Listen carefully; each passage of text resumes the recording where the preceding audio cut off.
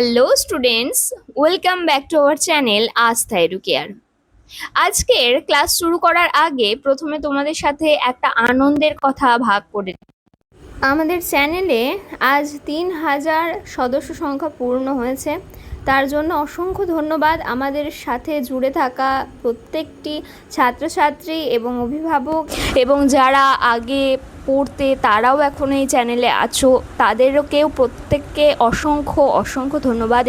এবং আপনারা যারা অভিভাবকরা আমাদের আস্থা এডুকেয়ার ইউটিউব চ্যানেলের সাথে যুক্ত আছেন, আপনাদেরকেও অসংখ্য ধন্যবাদ আমাদের সাথে থাকার জন্য। আজকে আপনারা ছিলেন বলেই আমাদের আস্থা এডুকেয়ার ইউটিউব চ্যানেলের আজ 3000 সদস্য সংখ্যা পূর্ণ হয়েছে। অসংখ্য ধন্যবাদ আপনাদের সবাইকে আমাদের সাথে থাকার জন্য, এবং আশা রাখি আপনারা প্রত্যেকে আমাদের সাথে থাকবেন আগামী দিনেও।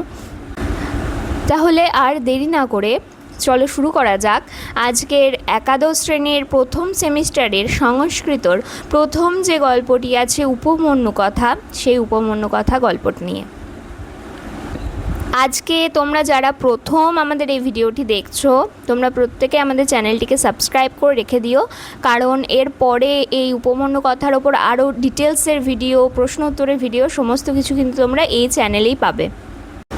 উপমন্যু কথা গল্পটি শুরু করার আগে প্রথমেই জেনে নিতে হবে এই গল্পটা লিখেছেন কে, তার সম্পর্কে।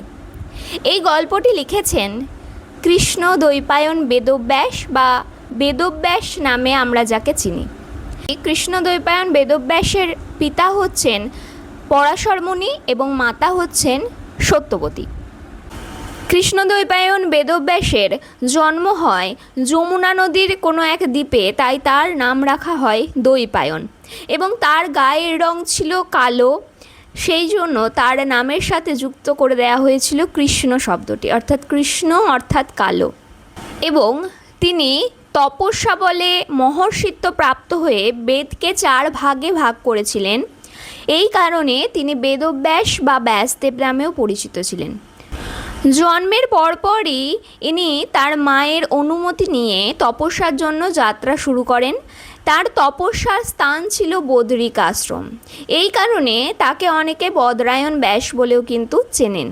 এখানে একটা ছোট্ট ইনফরমেশন তোমাদেরকে দিয়ে রাখি, তোমরা অনেকেই হয়তো এই ভুলটা করে ফেলবে যে মহর্ষি কৃষ্ণদ্বৈপায়ন বেদব্যাস হয়তো বেদ রচনা করেছিলেন, কিন্তু এটা কিন্তু ভুল, এটা কিন্তু নয়। মহর্ষি কৃষ্ণদ্বৈপায়ন বেদব্যাস তিনি নিজে কিন্তু বেদ রচনা করেননি, কারণ আমরা প্রথম থেকেই জেনে এসেছি বেদ কোনো নির্দিষ্ট ব্যক্তির লেখা নয় বা কোনো দেবতার লেখা নয়, এটা অপৌরুষীয়। এবং এই বেদকে ব্রহ্মা তার 4 মুখ দিয়ে 4 বেদের কথা বলেছিল, এবং এটা শুনে শুনে মনে রাখতে হতো। তো এর জন্য পরে এই 4 ভাগে কিন্তু লিখিত আকারে লিপিবদ্ধ কিন্তু করেন তিনি। এবং এই যে 4 ভাগ করেছিল, এই 4 ভাগ করার পরে তিনি তার প্রধান 4 শিষ্যের কাছে এই 4 ভাগের কথা কিন্তু বলে গেছিলেন।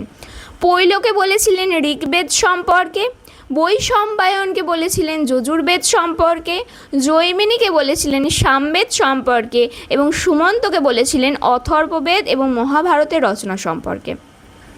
এই আমাদের যে প্রাচীন গ্রন্থ মহাভারত, এই মহাভারত কিন্তু রচনা করেছিলেন কৃষ্ণদ্বৈপায়ন বেদব্যাসী।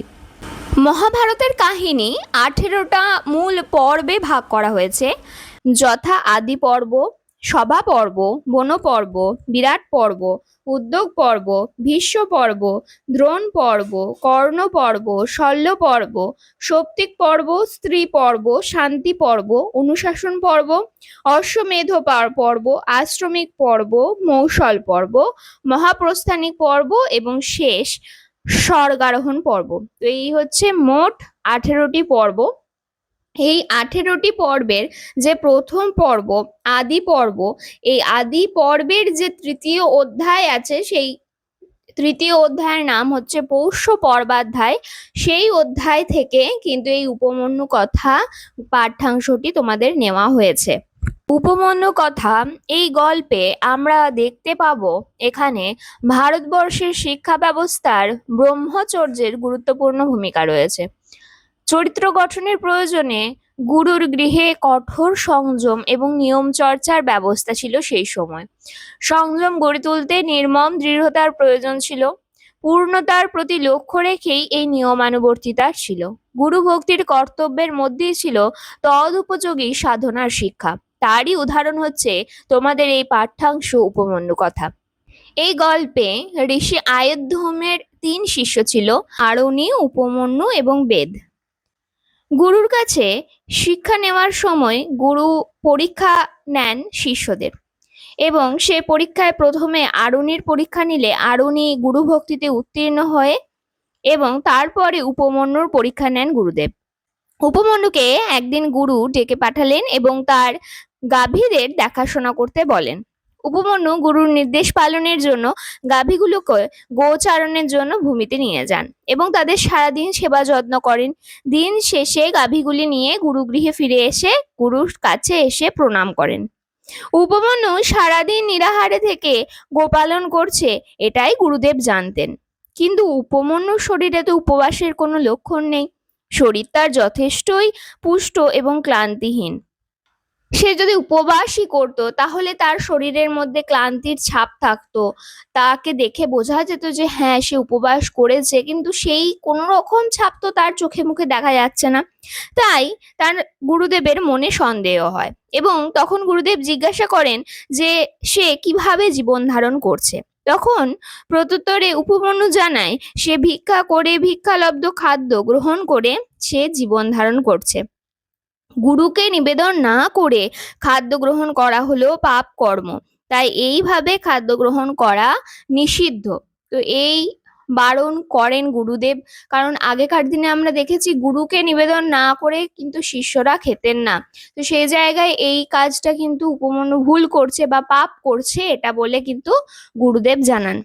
তো দ্বিতীয় দিনও একইভাবে গোচারণ শেষে গুরুর সামনে এসে গুরুর প্রশ্নের উত্তরে উপমন্যু জানায় প্রথম ভিক্ষালব্ধ বস্তু সে গুরুকে নিবেদন করেছে এবং সে আবার ভিক্ষা করে ভক্ষণ করছে। তখন গুরুদেব জানায় তুমি যে 2বার ভিক্ষা করছো এতে তো যারা ভিক্ষাজীবী তাদের ক্ষতি হচ্ছে, তাহলে তুমি এই কাজ করা অন্যায়, তাহলে তুমি এই কাজ করো না। তো এভাবেই তৃতীয় দিনেও কিন্তু গোচারণ করার পরে উপমন্যু গুরুগৃহে ফিরে এসে গুরুর সামনে এসে দাঁড়ায় এবং গুরু তাকে জিজ্ঞাসা করে যে এবার সে কিভাবে জীবন ধারণ করছে। তখন উপমন্যু জানায় যে সে যে গাভীগুলো দেখভাল করে বা দেখাশোনা করে সেই গাভীগুলোর দুগ্ধ পান করে সে জীবন ধারণ করছে।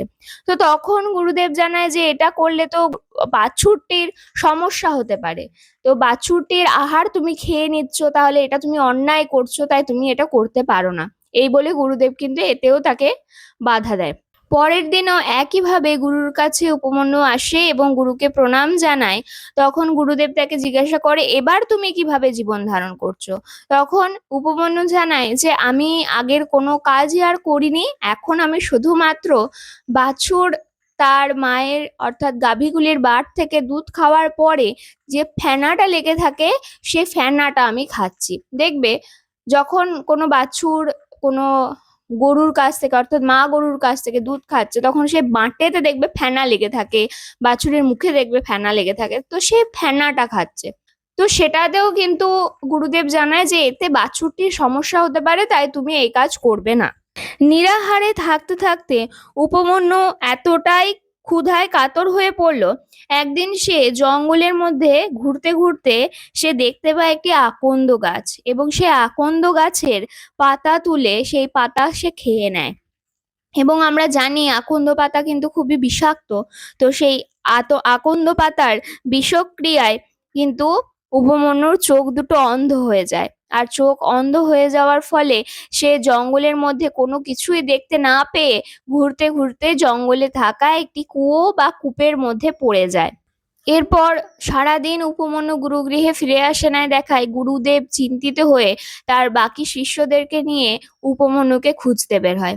খুঁজতে খুঁজতে জঙ্গলের মধ্যে তারা দেখতে পায় একটি কুয়োর মধ্যে উপমন্যু পড়ে গেছে। তখন গুরু জানতে চায় যে এটা কিভাবে হলো। তখন উপমন্যু জানায় যে তার এতটাই খিদে পেয়েছিল বা সে এতটাই ক্ষুধায় কাতর হয়েছিল যে সে আকন্দ পাতা খেয়ে নিয়েছিল এবং তা খাওয়ার ফলে তার চোখ দুটি অন্ধ হয়ে গেছে। এসব শোনার পর গুরুদেব উপদেশ দেন, তুমি অশ্বিনী কুমার দয়ের স্তব করো। অশ্বিনী কুমার দয় হচ্ছে দেবতাদের চিকিৎসক। সেই অশ্বিনী কুমার দয়ের স্তব পাঠ করতে করতে অশ্বিনী কুমার দয় কিন্তু আবির্ভূত হন এবং উপমন্যুকে একটা পিঠে বা অপূপ খেতে দেন।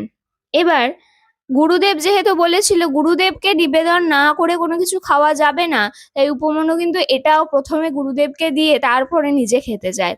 গুরুর প্রতি এরকম ভক্তি শ্রদ্ধা দেখার পর গুরুদেব এতটাই খুশি হয়ে যায় এবং উপমন্যু কিন্তু তার দৃষ্টিশক্তি ফিরে পায় এবং গুরুদেব আশীর্বাদ করে যে তার সর্ববেদ তার স্মরণে থাকুক। তো এই ছিল তোমাদের উপমন্যু কথার কবি পরিচিতি, উৎস এবং বিষয়বস্তুর ওপর সংক্ষিপ্ত আলোচনা।